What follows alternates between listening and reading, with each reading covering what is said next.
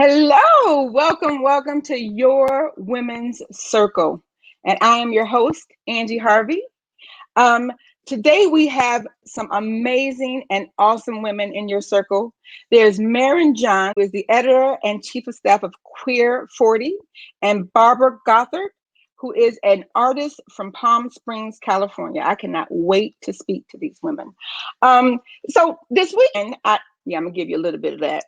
This weekend, I have conversations with my 4-year-old granddaughter. Yes. And so when we as adults talk about keeping it real, keeping it 100, being authentic, she absolutely comes to mind for me. She is honest, like most 2-year-olds, 3-year-olds, 4-year-olds, honest, and she has this truth about the words that come out of her mouth. Doesn't have a problem speaking her truth. Is pretty much unfiltered. All of us have dealt with the 2-year-old, right? And I am challenging my family to allow her to keep some of her authenticity, because you do know that as we get older, we're usually, kind of swept up by our parents and built to make this mode. That's when our authenticity usually is beginning to be stripped from us. There are certain things you can't say. They want you to act a certain way, do a certain thing. And a lot of that is pulling back some of your truth telling, pulling back some of your truth, pulling back some of who you are as a person. And it starts with our parents, but then it goes on to with our friends and schools and churches and communities and family and culture and society. Everybody has a hand in attempting to scale back our authenticity. Well, she told me, Gigi, I just don't get it why you don't have any hair. Girls have hair. And everybody kind of gasped, like, oh my goodness, she shouldn't say that. But I was so okay with that because it allowed me the opportunity to let her know that, yeah, not all girls have hair, and that I still am a girl or a woman, even though I don't have hair. But I want to challenge you all and motivate you, if I could, to a part of speaking our truth and remaining authentic is going to be acting like a 2-year-old. Wait a minute. I say acting like a 2-year-old. I want you to be able to speak like a 2-year-old, but act like an adult, meaning there has to be some filter, but come away from the place where you're suppressing or eliminating or discontinuing at all speaking your truth, and thus being authentic. Authentic. Let me get that right. And the only way that we can become that authentic person is really and truly to act and behave like a 2-year-old, right? I'm hopeful that can motivate you guys on this Monday, right? So don't talk about my bald head. Well, unless you're just being authentic, and then I'm okay with that. Yeah, this is your motivation for this Monday, but you can feel free to use it any day of the week. This show is sponsored by Your Women's Circle, and Your Women's Circle is actually an organization that promotes a national support network designed to inform and connect LGBTQ women and to share resources and ideas. Right. So if you're interested at all in becoming a part of this, there's lots and lots of benefits that come along with this. You have some free and affordable advertisement, Zoom presentations that happen monthly. You got YouTube exhibits, many, and you could be a guest on the show, right? You could be right alongside here, right? You get free and discounted social media promotions, things of that nature, customized advertisement packages, right? And then you get to meet people and learn things and find support and sell products and share ideas and develop contacts and all those types of things. All of that for a membership. I promise you it'll be the best investment that you make this year. You can go and check us out at www.yourwomensnetwork.com. I said Your Women's Network. It's yourwomencircle.com. I'm going to get it for that one. Okay, then we have a couple of amazing women to join us in the circle today. And first up is going to be my guest, Maren Johns. And Maren Johns is the editor-in-chief of Queer 40. And she's also the former editor-in-chief of Curve Magazine. I know we've all heard of Curve Magazine, and she was the editor-in-chief from 2010 to 2020. Right, everyone, let's welcome Maren Johns. Yay. Hi, thanks, Angie, for having me. Oh, you're so very welcome. Thank you for being here. I'm so very excited. like always, I have a million questions, but I'm only contained to be able to answer a few. And the first one I just want to start with, what is Queer 40? Queer 40 is a website, so you can visit us at queer40.com, and we spell out the word 40. We don't use the numerals. It's a website that is like a magazine, and it's for anybody who identifies as queer over the age of 40. And it's mostly lifestyle, but we also are really interested in a little bit of political commentary and news and interviews. But it's really a place that we want you to feel good about yourself and what life has to offer now that you're of a certain age. Oh wow. I love the over the certain age. I'll be 55, 55, I'm calling it 55 this year. And so I absolutely can appreciate that. So your time at Curve magazine, tell me what was most pivotal for you in your tenure there. What happened? What did you see happen with the movement, with yourself in that time? Yeah, I think from 2010 to last year, it was probably the biggest expansion of digital media that we've ever seen. So that sort of led to the ability to kind of spread the word, meet new people, bring a whole new readership to the magazine. But it also corresponded with a lot of the diversity and the exploration of gender identity in our community, a broadening of the labels within our community. Specifically in that decade, I thought was tremendous growth. And that made it a bit of a challenge for me as a so-called lesbian editor to address all the voices and all of the progress that was being made. But it was really exciting, and I'm really glad that I was at the helm for that time. Oh yeah, it absolutely. I too have watched it kind of expand, it's a lot to get a hold of, and so I absolutely can understand your thoughts about that. How significant do you believe the magazine, Curve magazine specifically, was on the lesbian community? I mean, what impact do you think that it had on the community? A huge impact. In fact, it basically, when Franco Stevens founded the magazine back in 1990, it basically planted a flag in the sand and said, "This is our space. Let's make this a tool of representation for us." And that was an incredible thing to do. There's a documentary film that's out right now doing the festival circuit that really does explain the historic importance of the magazine. It's called Ahead of the Curve, and I really recommend that everybody watch this film. It'll explain it better than I ever can. All righty. So and you all picked up on it. Ahead of the Curve. It's a documentary. And where can they see that at? I mean, is it something that you have to purchase or? At the moment, it's doing every single LGBT festival in the world, but there's an Instagram account, there's a website, and I think that's the best way to find out where it's screening, but eventually it will end up on streaming. So yeah, just keep an eye out for that. I don't have the website on me right now, but if you Google it, you'll find it. Absolutely. Okay, that's a cool thing. I would love to know from you, what have you witnessed in these years being so entrenched in the community that surprised you? Ooh, that's a tough question. I think what surprises me in a way is that despite all of the rights we've achieved and succeeded in winning, they could be rolled back at any given moment, and that we have to stay very vigilant. And people of our age, anybody over 40, we're kind of getting a little tired of this because it's been so many decades of activism, but of course nothing's set in stone, and that battle is never truly won. So that's surprising, but you know what? Never give up. That's a good motto to have. The other thing that's surprising in a good way is to see truly more women coming to the forefront of not only our own community but mainstream industries and platforms. That I think that it's been a very slow boil for feminists, but we're getting there eventually, and I'm very glad to see some progress.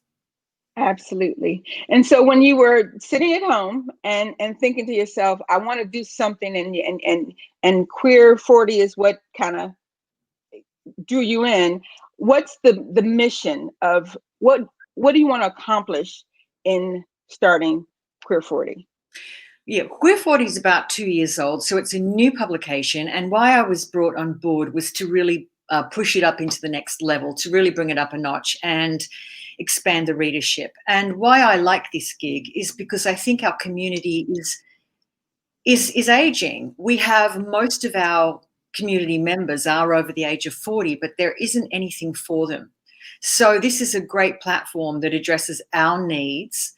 And while I love my millennial generation, they're not even quite sure they want a queer community as a place that they can go.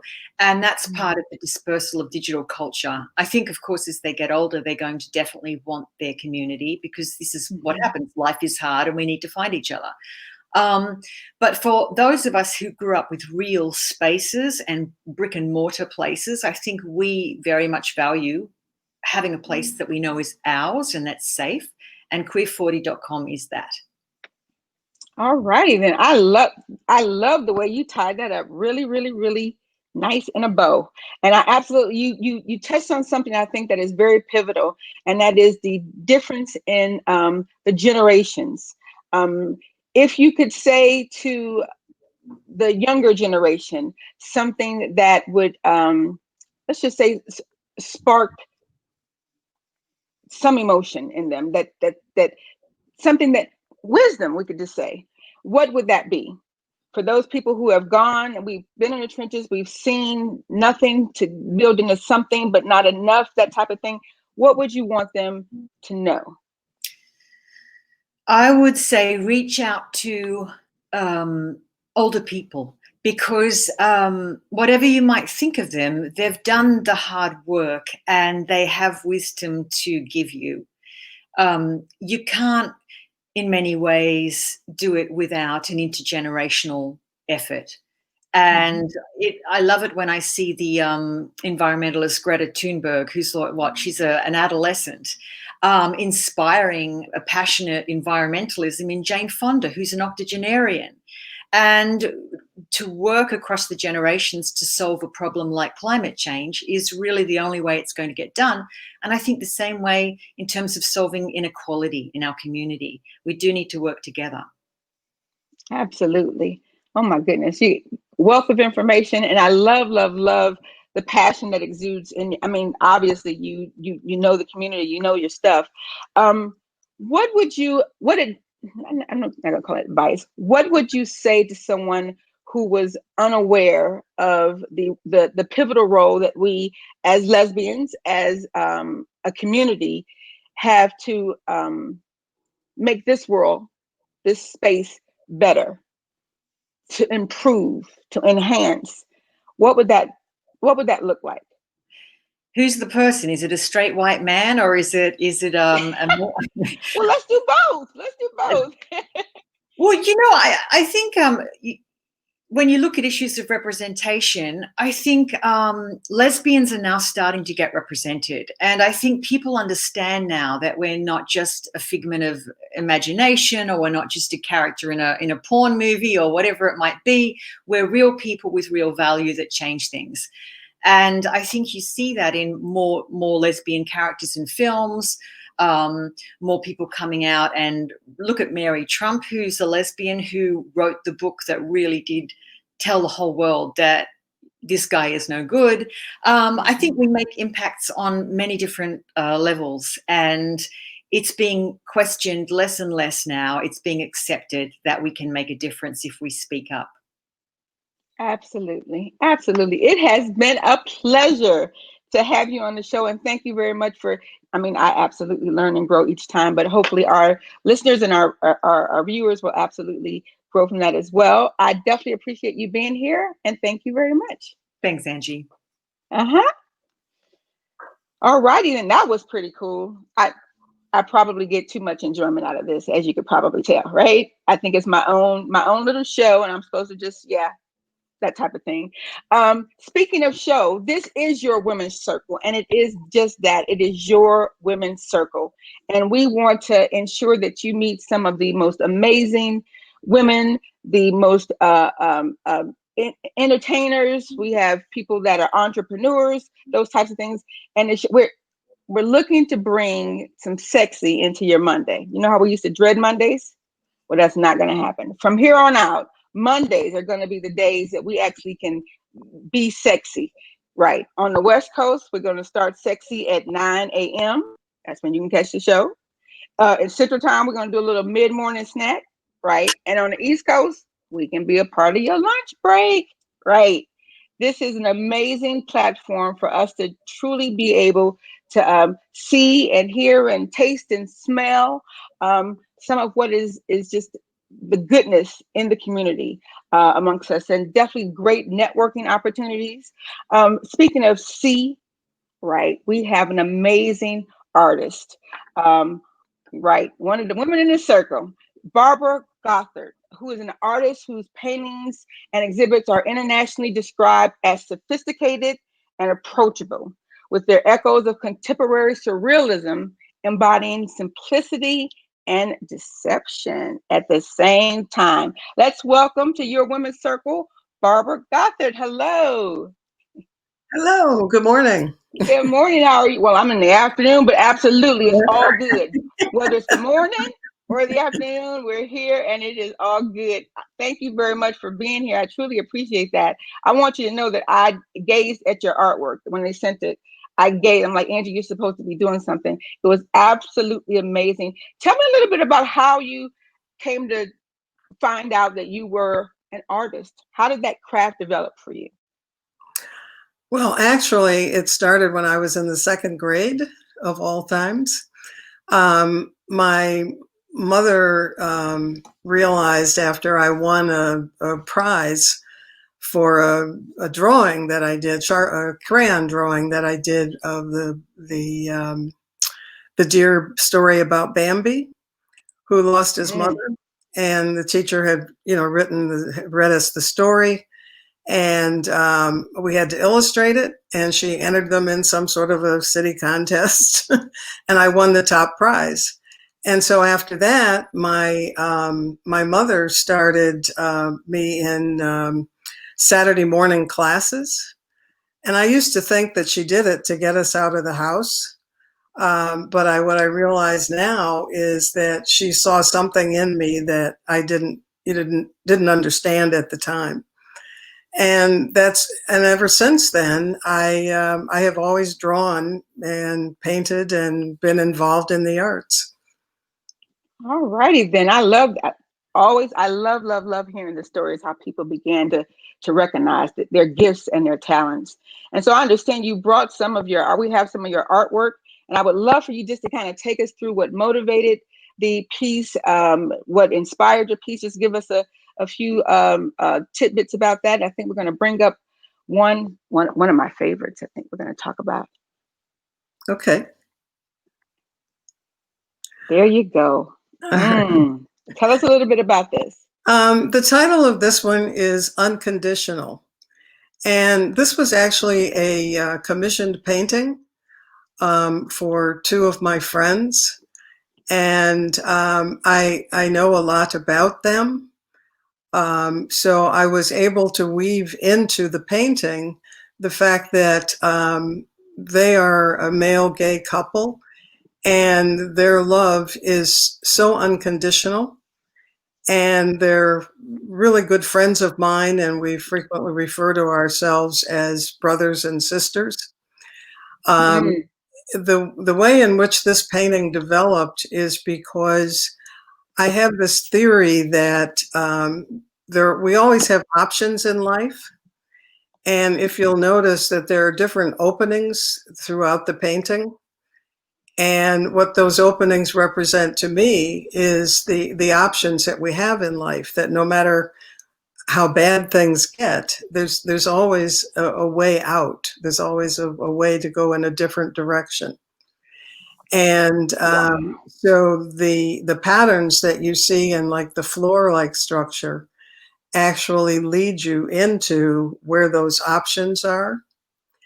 And the rose on the left-hand side is a living element for me. I'm not a figurative painter. But so the flowers that I use represent, the living element in life. And in this Come on. one, you'll see a ball hanging down from in the back with a white rose in it and a butterfly Mhm. on the side. And one of their mothers, her favorite flower was a white rose. And the other fellow, his mother's image was were monarch butterflies. So I was Wow. able to incorporate that to personalize it. But in terms of the overall background of how the painting evolved, it's still very much a part of my style, which is contemporary surrealism, and we may talk about that later, which simply means that I try to look deeper inside and of our subconscious mind, if you will, that it's a way in which we live when we don't even realize it. Mm. Mm.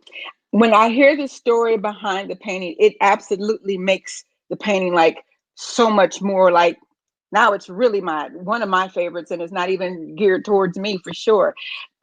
What has been some of the greatest maybe challenges and triumphs that you've experienced as an African American artist? As an African American artist, my paintings are not figurative, as I mentioned.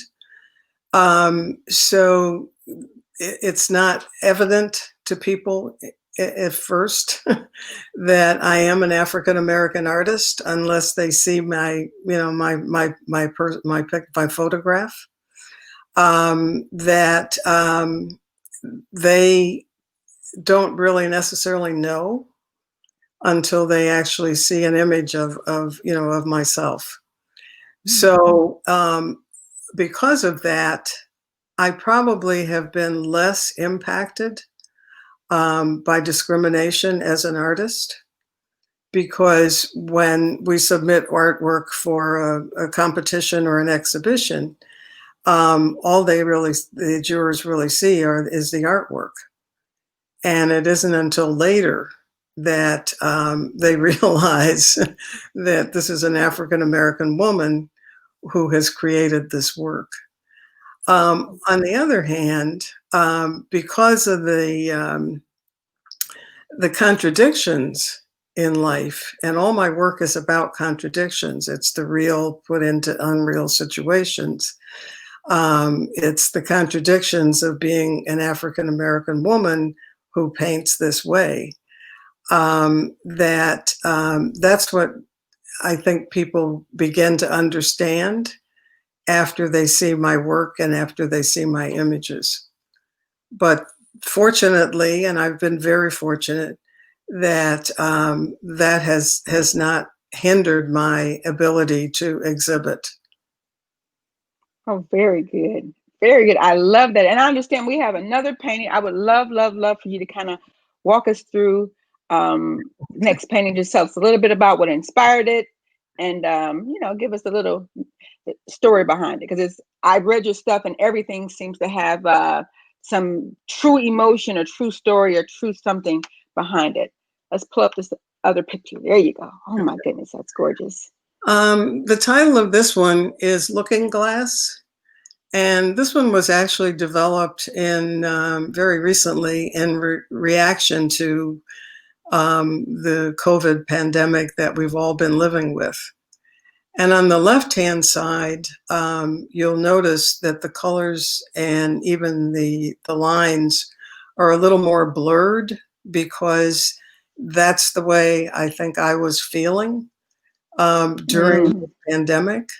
But then on the right-hand side, you'll notice that the colors get brighter and a little more vivid, and they're the same image, but the way in which they're conveyed is so very different. And then Mm. that light down the middle, to me, again, represents the fact that, you know, no matter how bad things have been, are, that there is still an opening.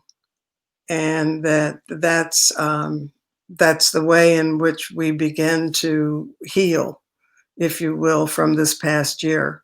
And the other thing I should mention is that this is actually a digital painting.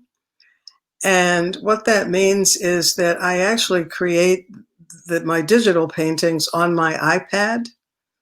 I use a program called Procreate. And so I literally draw with an Apple Pencil on my iPad. And then they can be printed either on paper. I usually use an archival etching paper, or they can also be printed on canvas. The previous one that you saw, Unconditional, is a traditional oil painting. And I use Winsor Newton's water mixable oil colors because they can be cleaned up with water, and there's no odor. So from an environmental sustainability standpoint and my health standpoint, it's a better option for me. So I move back and forth between the digital paintings and the oil paintings. All righty then. And again, the same thing with that. That's it. I love the thought about the opening. And I remember hearing on a movie one time that says we're all broken, but that's how the light gets in. It's through that brokenness. So when you said that, I thought about that line in that movie.